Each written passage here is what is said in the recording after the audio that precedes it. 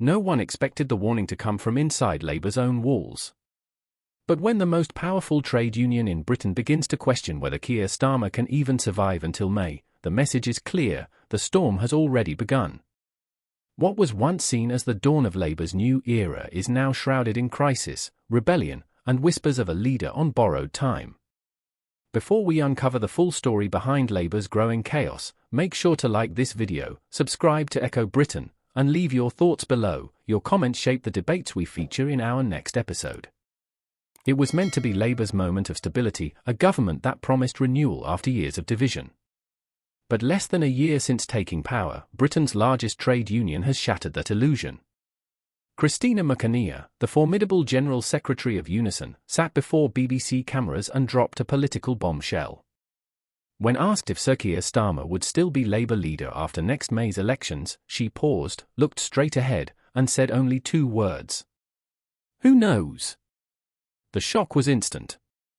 Her words rippled through Westminster, shaking the party that once counted on the unions as its loyal backbone. McAnea didn't stop there. She accused the Labour government of a string of phone goals since it took office last July, from controversial policy reversals to a growing sense that ordinary people feel abandoned. "It's shocking what has been happening," she said. "Voters expected to have more money in their pockets. It has to be the Labour government's fault." That blunt admission, from one of Labour's biggest allies, hit harder than any attack from the opposition. Behind her frustration lies months of growing tension. The once solid alliance between Labour and Britain's unions is fracturing.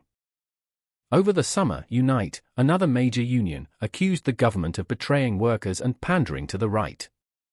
And now, whispers of disaffiliation, the breaking of financial ties, are growing louder.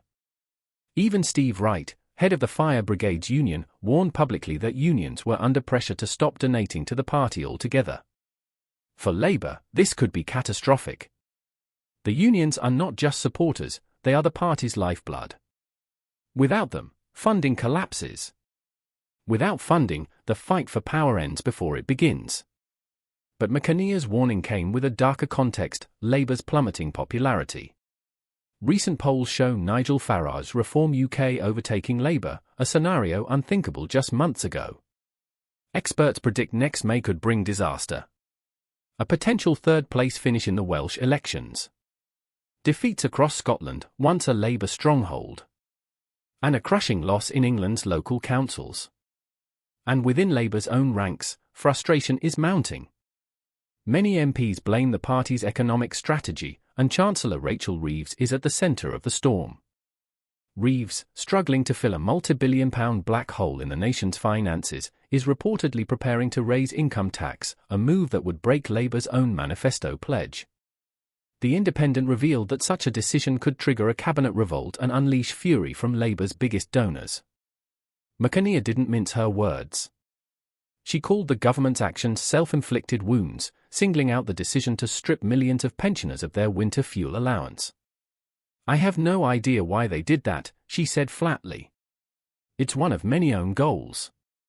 As Starmer tries to steady his ship, the scandals keep coming.